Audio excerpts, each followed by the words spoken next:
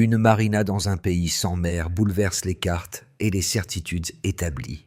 Ce geste symbolique, voulu et orchestré par Ibrahim Traoré, interroge tout un continent.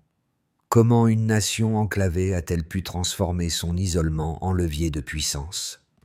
Ce paradoxe n'est plus une curiosité. C'est la première ligne d'une histoire où la souveraineté africaine devient possible, concrète et visible. Ce projet ne relève pas du simple prestige technologique. Il bouleverse la hiérarchie des dépendances et redessine les frontières du possible. Pour Ibrahim Traoré, la souveraineté ne se décrète plus dans les discours, mais se bâtit, pièce par pièce, sur les eaux intérieures du Burkina Faso. Chaque embarcation devient le symbole d'un refus, celui d'attendre l'autorisation des puissances extérieures pour défendre son territoire ou tracer sa route économique. Le pari est immense. Transformer un handicap géographique en plateforme stratégique capable de relier sécurité, production et dignité nationale. Si le pays réussit, il ne s'agira pas d'un exploit isolé, mais d'une démonstration à l'échelle du continent. L'Afrique peut se protéger et se développer selon ses propres règles. Derrière les chantiers et les chiffres se joue une promesse, celle d'un modèle réplicable où la coopération régionale et la technologie africaine deviennent les instruments d'une indépendance durable. Cette ambition redéfinit l'avenir, non plus subir la géographie, mais la maîtriser. Tout a commencé par une image devenue virale, un drapeau burkinabé flottant sur la proue d'un navire militaire. En quelques heures, les capitales occidentales ont réagi, d'abord par l'incrédulité, puis par une inquiétude à peine dissimulée. Comment un pays sans littoral a-t-il pu bâtir, en moins de 2 ans, une flotte opérationnelle? La réponse tient dans une stratégie méthodique et dans une rupture assumée avec les anciennes dépendances. Sous la direction d'Ibrahim Traoré, le Burkina Faso a initié un programme secret d'infrastructures fluviales, réhabilitant plus de 50 km de canaux et créant un corridor logistique reliant Ouagadougou au sud du Bénin. Ce couloir transaélien, reconnu par l'Union africaine, assure un accès maritime sous contrôle souverain et constitue la première alliance régionale fondée sur la légitime défense collective. Financée à hauteur de 800 millions de dollars par des fonds africains et des prêts chinois sans conditions politiques, il incarne une nouvelle manière d'investir, transparente, rapide et centrée sur la capacité locale. En coulisses, des équipes mixtes d'ingénieurs burkinabés et asiatiques ont assemblé les premiers bâtiments modulaires en moins de 12 mois. Les équipages, formés en Chine puis au Burkina, ont pris le commandement d'une marine qui n'existait pas encore sur les cartes 2 ans plus tôt. Chaque lancement a été célébré comme une victoire collective, non pas contre quelqu'un, mais pour le droit de disposer de soi-même. Ce projet révèle une logique profonde, faire de la contrainte une ressource. Ce qui n'était qu'un rêve devient infrastructure. Ce qui semblait impossible devient précédent juridique. Et au-delà des rivières, c'est toute une conception du pouvoir africain qui bascule, de la dépendance à l'initiative. Au centre de cette mutation, une figure incarne la cohérence du projet. Ibrahim Traoré. Militaire, devenu chef d'État, il a compris qu'une indépendance proclamée ne vaut rien sans infrastructure capable de la soutenir. Sous son impulsion, la logique de défense s'est confondue avec celle du développement. Chaque base, chaque chantier, chaque formation technique devait bénéficier directement à la population. À une trentaine de kilomètres de Ouagadougou, la base navale Thomas Sankara a vu le jour. Ce site, à la fois école, hôpital militaire et centre d'ingénierie, emploie désormais des centaines de jeunes formés localement. Parmi eux, Mariam Traoré, première femme ingénieure navale du pays, symbolise ce tournant générationnel. Elle raconte comment, en travaillant sur les modules de propulsion, elle a vu naître une fierté collective longtemps étouffée. Les retombées sont immédiates. Plus de 12 000 emplois créés pendant la construction, 4 000 postes permanents dans la maintenance et la logistique. Les revenus générés soutiennent de nouvelles écoles, des bourses d'études et des cliniques rurales autour du corridor maritime.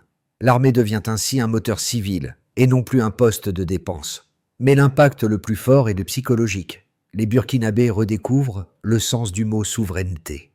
Ce n'est plus un concept abstrait, mais un chantier tangible où chacun peut participer. Pour Ibrahim Traoré, cette transformation n'est pas une fin, c'est un commencement, celui d'un continent qui apprend à se reconstruire par lui-même. L'histoire a débuté il y a un peu plus de 2 ans, dans un hangar proche de Koudougou. Autour d'une table en bois brut, Ibrahim Traoré et quelques officiers esquissent ce qui allait devenir le projet maritime le plus improbable du continent. Leur objectif est clair, sécuriser les voies intérieures, désenclaver les routes commerciales et donner au pays les moyens de défendre son espace vital. Les premières étapes se dessinent rapidement. Un plan logistique combinant ingénierie locale et soutien technique étranger est établi. Des équipes d'arpenteurs sillonnent le territoire, identifient les zones navigables et conçoivent un réseau de canaux interconnectés. Les premières pelleteuses arrivent en avril. Il faut rediriger le cours de certaines rivières, stabiliser les berges et construire des quais modulaires. Chaque jour, des centaines de volontaires participent au chantier, dans une atmosphère de ferveur nationale rarement observée depuis l'indépendance. En moins d'un an, 50 km de couloirs fluviaux sont ouverts. Les ingénieurs burkinabés supervisent dans la fabrication de coques légères, pendant que des spécialistes chinois transfèrent la technologie de propulsion électrique. En parallèle, des accords diplomatiques sont signés avec le Mali, le Niger et le Bénin pour garantir la libre circulation dans le couloir transsahélien. Ce traité, déposé auprès de l'Union africaine et validé par les Nations unies, ancre juridiquement la légitimité du corridor. Le moment décisif arrive avec la mise à l'eau du premier patrouilleur de type 022. Le navire glisse silencieusement sur le fleuve Nakombe, sous les applaudissements de milliers de civils rassemblés. Des images diffusées à travers le continent montrent un équipage intégralement africain, formé à Ouagadougou, saluant le drapeau. Pour beaucoup, c'est la preuve concrète qu'un pays sans mer et peut exercer une souveraineté maritime symbolique et fonctionnelle à la fois. Les chancelleries occidentales réagissent immédiatement, demandent d'explications, rapports confidentiels, puis campagne médiatique accusant le projet de provocation. Mais le gouvernement burkinabé répond calmement. Ce n'est pas une arme, c'est un outil d'indépendance. Dans les jours qui suivent, le Mali et le Niger annoncent leur intention d'intégrer la coalition, transformant une initiative nationale en alliance régionale. L'effet domino est enclenché. Les premiers résultats sont mesurables. La sécurité aux frontières s'améliore. Les attaques terroristes diminuent de près de 30% et les délais de réponse aux urgences chutent de 42%. Le recrutement militaire bondit de 68%. Preuve d'un nouvel élan patriotique. Les investissements étrangers augmentent eux aussi, signe que la stabilité inspire confiance. En moins de 2 ans, ce qui n'était qu'une idée utopique devient un fait géopolitique. Pour Ibrahim Traoré, ce succès n'est pas une revanche, mais un avertissement. L'Afrique n'a plus besoin de permission pour exister. Les chiffres racontent ce que les slogans n'osent pas dire. La transformation du Burkina Faso n'est pas symbolique. Elle est mesurable. 800 millions de dollars ont été mobilisés pour la construction du corridor maritime et des infrastructures associées. Ce budget, issu à parts égales de fonds africains et de prêts chinois, a été obtenu sans conditions politiques ni contrepartie stratégique. Chaque dollar investi est resté traçable. Les contrats s'y sont publiés en ligne, audités par des commissions mixtes et ouverts au contrôle citoyen. Cette transparence, inédite dans la région, a réduit de 35% les coûts de corruption estimés par rapport aux projets occidentaux précédents. Durant la phase de construction, 12 000 emplois temporaires ont permis à des communautés rurales entières de retrouver une activité stable. 4 000 d'entre eux ont été transformés en emplois permanents liés à la maintenance, la logistique et la formation technique. Le revenu moyen des familles vivant à proximité du couloir a augmenté de 28%, stimulant le commerce local et les services publics. L'effet multiplicateur se manifeste jusque dans l'éducation. 50 nouvelles bourses d'ingénierie ont été créées pour les jeunes formés dans les centres navals. Depuis la mise en service du corridor, les attaques frontalières ont diminué de 30%. Les interventions sont plus rapides, la coordination régionale plus fluide, et les forces locales disposent enfin de moyens de surveillance autonomes. Ce recul de la violence s'accompagne d'une hausse de 23% des investissements directs étrangers, preuve que stabilité et souveraineté ne sont plus antinomiques. Derrière ces statistiques, un enseignement s'impose.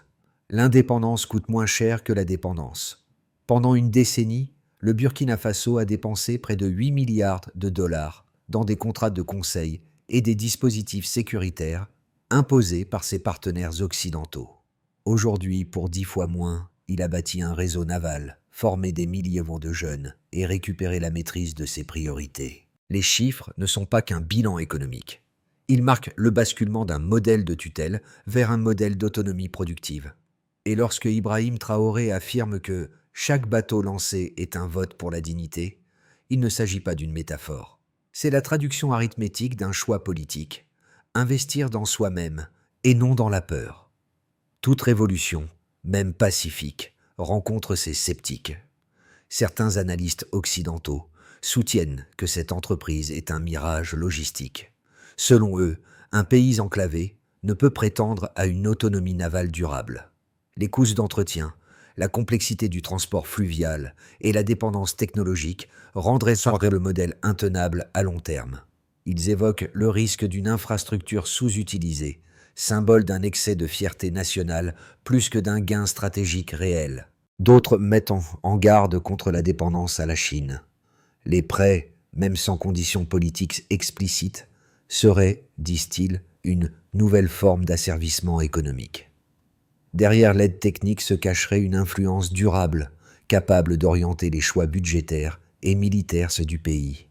Ces critiques méritent d'être entendues, mais elles s'effritent à la lumière des faits. D'abord, la viabilité technique a été prouvée. Les modules navals de type Zohr 22 consomment 40% d'énergie en moins que leurs équivalents importés et peuvent être entretenus localement. Ensuite, la coopération sino-africaine repose sur un transfert de savoir documenté. Plus de 20 000 techniciens africains formés en moins de 2 ans. Enfin, la diversification des partenaires, Égypte, Brésil, Afrique du Sud, démontre que la dépendance unilatérale n'existe pas. Ce projet ne remplace pas une tutelle par une autre. Il les abolit toutes. Sous Ibrahim Traoré, la stratégie est claire.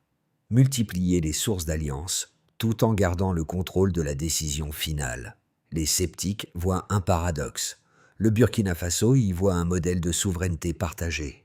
Et si l'erreur n'était pas de rêver trop grand, mais d'avoir longtemps accepté de rêver trop petit? Une phrase prononcée par Ibrahim Traoré devant ses officiers résume tout. Nous ne cherchons pas la mer, nous créons notre horizon. Cette ligne devient la boussole morale du projet. En quelques mois, le corridor maritime cesse d'être un chantier d'ingénieurs pour devenir un symbole de cohérence politique. La souveraineté n'est pas une question de géographie, mais de volonté. Ce n'est pas la mer qui définit la puissance, c'est la capacité à inventer ses propres routes. Autour de cette idée pivot, les alliances régionales se densifient. Le Mali, le Niger, puis le Tchad frappent à la porte de la coalition navale, formant une architecture de sécurité inédite à l'échelle du Sahel. Les observateurs occidentaux s'interrogent. Ce projet est-il un modèle ou une menace? Mais pour les peuples du Sahel, la réponse est déjà donnée. Le corridor maritime burkinabé est devenu un laboratoire d'autonomie collective. Il ne s'agit plus seulement d'un exploit technique. C'est un acte fondateur, une preuve vivante que l'Afrique peut écrire sa propre grammaire du possible. Les effets du projet dépassent de loin les chantiers et les défilés militaires. Sur le plan national, la confiance revient. Les forces armées burkinabées, autrefois dépendantes d'une aide étrangère fragmentée, disposent désormais de moyens de patrouille et d'observation autonome. Le moral des troupes s'est accru. tout comme l'adhésion populaire à une défense nationale inclusive. Sous Ibrahim Traoré, l'armée redevient une institution au service du peuple, ancrée dans le quotidien et non plus dans la peur. Un sondage interne publié par le ministère de la Défense révèle que 82% des jeunes affirment croire à nouveau en leur pays. Sur le plan économique, le corridor a réduit de 7% les coûts de transport pour les produits agricoles et miniers. Cette diminution, combinée à l'amélioration de la sécurité routière, a stimulé les exportations et favorisé la création de petites entreprises dans les zones riveraines. De nouveaux ateliers mécaniques, chantiers de construction et services de logistique voient moins le jour. Le PIB du pays a progressé de 4% sur un an, tiré par le secteur des infrastructures et de la formation technique. Les recettes fiscales augmentent permettant d'investir dans des programmes éducatifs et sanitaires à long terme. Sur le plan social, le projet a changé la perception du travail public. Les citoyens souvent méfiants envers les grands programmes d'État participent désormais activement aux campagnes de nettoyage des rivières et à la maintenance des bases. Les femmes, longtemps exclues de ces métiers, occupent 22% des postes techniques. Les écoles du corridor organisent des visites pédagogiques, transformant la marine en symbole de progrès collectif. Cette réappropriation du service public fonde une nouvelle culture civique, celle d'un patriotisme utile. Sur le plan régional et continental, les voisins observent, apprennent et s'alignent. Le Mali, le Niger et le Bénin ont officiellement signé des accords de coopération maritime avec le Burkina Faso. D'autres, comme le Ghana et la Guinée, étudient le modèle pour l'adapter à leurs propres contraintes. L'Union africaine y voit un prototype d'intégration fonctionnelle, indépendant des anciens schémas néocoloniaux. Cette alliance inédite a déjà réduit les incidents frontaliers et facilité les échanges commerciaux interrégionaux. Ce n'est donc pas une simple réussite burkinabé, mais une transformation de paradigme. Et Ibrahim Traoré, en refusant de déléguer la souveraineté, a ouvert un espace inédit où puissance, stabilité et fierté se conjuguent enfin dans une même équation africaine. À mesure que le corridor naval s'enracine, 3 trajectoires se dessinent pour l'année à venir. Dans le premier scénario, le modèle fonctionne, les alliances régionales se consolident et la stabilité intérieure se renforce. Les infrastructures maritimes et fluviales atteignent leur pleine capacité logistique. Le corridor devient une autoroute commerciale du Sahel. Les recettes douanières augmentent, les formations techniques se multiplient et le pays devient un centre de coopération africaine sur la sécurité intégrée. Ce scénario suppose une discipline budgétaire stricte et la poursuite des audits publics qui garantissent la confiance des bailleurs africains. Dans un scénario plus ambitieux, l'effet d'entraînement dépasse les prévisions. 6 nouveaux États rejoignent officiellement la coalition navale. Une zone économique conjointe qui est créée autour du corridor, intégrant la maintenance, la recherche et la formation militaire. Les flux d'investissement africains augmentent, l'innovation locale explose et le projet devient une vitrine mondiale de coopération sud-sud. Dans cette hypothèse, la souveraineté burkinabé s'étend au-delà des frontières. Elle devient un modèle continental. Dans un scénario plus pessimiste, les pressions internationales s'intensifient, les attaques hybrides reprennent et les tensions politiques internes se ravivent. Le financement ralentit, certaines infrastructures sont sabotées et la population s'impatiente. Cependant, même dans cette phase critique, la structure institutionnelle reste solide. Les partenariats régionaux limitent la régression. Le corridor pourrait alors survivre comme symbole de résilience, en attendant un nouvel élan. Entre ces 3 chemins, Ibrahim Traoré place la même équation. La souveraineté est un risque calculé.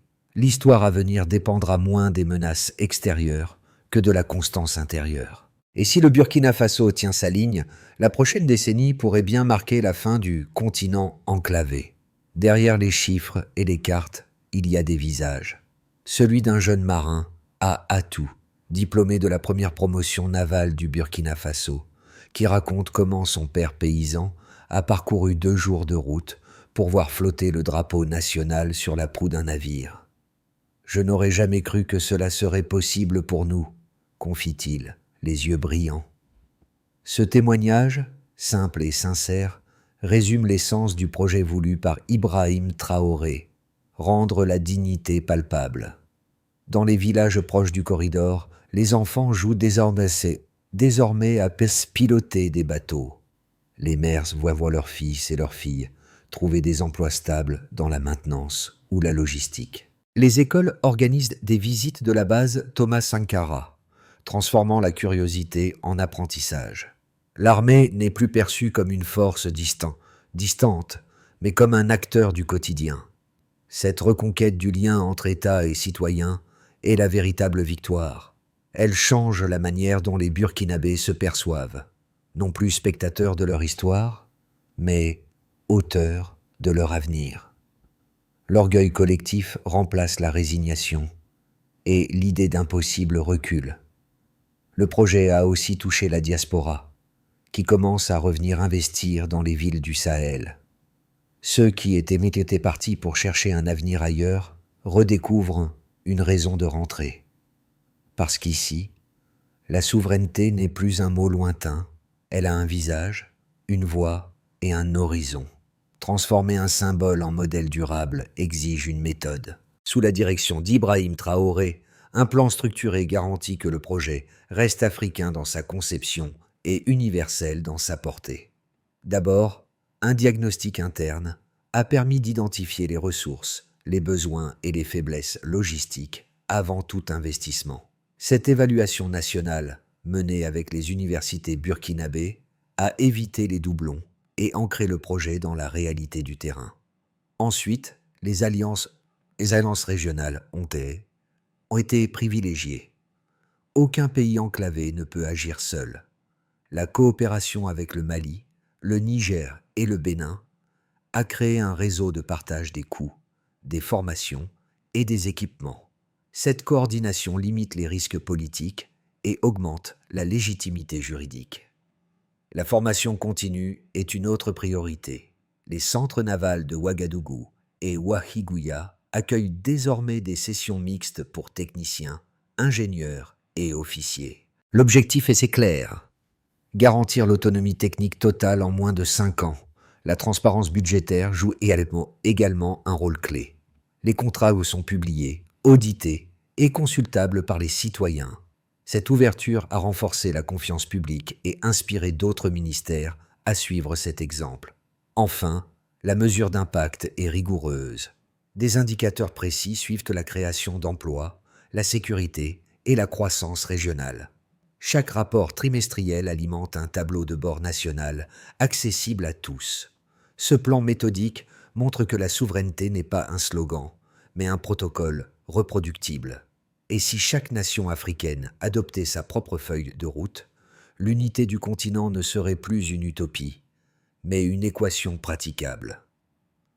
Le soir tombe sur le corridor maritime, et le reflet des navires se mêle à la poussière du Sahel. Le vent transporte une impression nouvelle, celle d'un pays qui s'est prouvé à lui-même qu'il pouvait construire, décider, exister, sans attendre l'approbation du monde. Ibrahim Traoré, silhouette calme au milieu de ses ingénieurs, observe les drapeaux qui se lèvent sur l'eau. Ce n'est pas une parade, c'est une déclaration silencieuse de dignité retrouvée. La base Thomas Sankara, éclairée par les lampes des ateliers, devient un symbole plus fort que n'importe quel discours. Chaque moteur qui vibre, chaque bateau qui avance, raconte la même leçon. L'impossible n'est qu'un délai. Les jeunes marins qui lèvent les yeux vers leur pavillon savent vu que leur travail dépasse le présent. Ils participent à une reconstruction intérieure, celle d'un peuple qui s'autorise enfin à rêver grand. Et lorsque les derniers échos du chantier s'éteignent, une phrase demeure: la souveraineté ne s'hérite pas, elle se conquiert. Le Burkina Faso a prouvé qu'un horizon se trace avec du courage, de la méthode et une foi inébranlable dans son propre avenir. Le modèle burkinabé n'est pas une exception, il est une invitation. Il rappelle que chaque nation, aussi enclavée soit-elle, porte en elle la capacité de redéfinir ses frontières mentales et politiques. Ce que Ibrahim Traoré et son peuple ont entrepris dépasse la géographie. C'est une réécriture de la souveraineté à l'échelle humaine. Désormais, la question ne concerne plus seulement le Burkina Faso.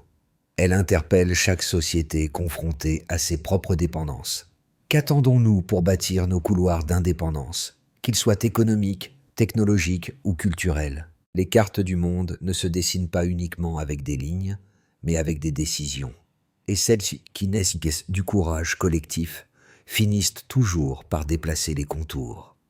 Alors, peut-être est-il temps d'observer ce corridor non comme un miracle isolé, mais comme un point de départ.